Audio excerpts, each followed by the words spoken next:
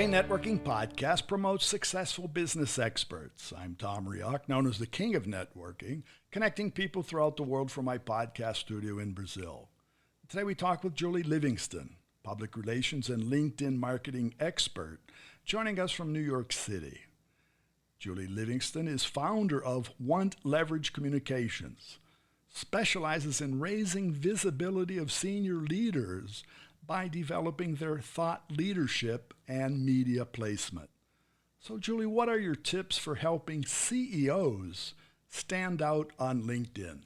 Thanks, Tom. You know, one of the most important things that CEOs can do today and where they should be is on LinkedIn. It's the world's biggest networking platform. And as a public relations and LinkedIn marketing professional, I know the real value of this as I help senior leaders to stand out on the platform and really connect and build relationships with their key stakeholders. So one of my first tips for leaders who are looking to raise their executive presence on LinkedIn is to really show their human side, to bring out the human, their personality, what makes them different. LinkedIn is not just a platform where executives should just kind of post their resume. Nuh-uh.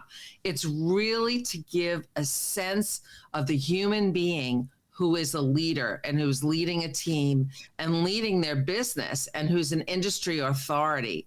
So today's CEOs really need to be engaging and personal and authentic in how they present themselves. So when I work with my clients on developing their LinkedIn presence and their LinkedIn executive profile, I want people to eventually go up to them and say, wow, I see you on LinkedIn and I feel like I know you. Right. And that is possible by using the right words and language and phrases that kind of draw out that executive's personality. I sometimes even like to use personal photos. Now, I do caution that LinkedIn is a business networking platform. Right. It is not like Facebook, but I think ever so often it is very appropriate to show an executive with their family. For example, Mother's Day is coming up here in the United States. Mm-hmm. And typically many places in the world. And many places in the world. And I do, if I have it available to me, I do like to showcase a photo of my clients with their moms or with their kids, if they are mom, on Mother's Day. And the traction on LinkedIn is phenomenal. So kind of peppering your LinkedIn profile with some personal touches is really helpful. Well, I can see what you do and why you do it, because my experience, not in Brazil, but throughout the world, and with C-level persons, historically, they've taken the back seat. They're all leaders, but I felt a certain resistance. I don't want to say fear, but maybe fear is the word, of not wanting to be overexposed, not wanting to get out there and really show themselves. And I think you're so right. Few CEOs are out there. So when you do go, you say it's the hardest group to be found. There's no question about it. I have found this over and over again in my work in developing LinkedIn strategy and being a ghostwriter for CEO content on LinkedIn. I know that the type, if you position the CEO as a human being and somebody who really cares about people, and if you show them about what they're doing to lead their teams and lead their companies in a genuine way, it gains tremendous traction. And I agree with you, and I see that when it's successful, but I also feel that when it isn't. So as a consumer, as a business person wanting to relate or have a relationship with companies, and I agree with you, my relationship starts with people. It doesn't actually start with a company. It starts with people who represent that company. And to your point of showing real life, today we're in so much fake, and everything's become an artificial intelligence. We're not really sure what's real anymore. You're so right. And even though it is advised to have a company page on LinkedIn for people to go to and where to post company news and developments. The most important thing is to have your personal page up and running and optimized using all of the LinkedIn features that come out on a regular basis, because people connect with people on LinkedIn. Well, and they do that anywhere in real life. We don't realize that. We connect with people. That's correct. Yep. And CEOs, the learning experience from the other side of the same coin, CEOs can learn from other people if they also use LinkedIn. Well, you bring up a very valid point in that once you get the right content, that genuine content that shows the CEO's personality going, you will see over time that the engagement level starts to rise, and that not only are people liking and sharing your posts, but they start to comment. And I mean, really comment beyond, oh, I love your post, but they're really thinking about the content and they're really responding to it in depth.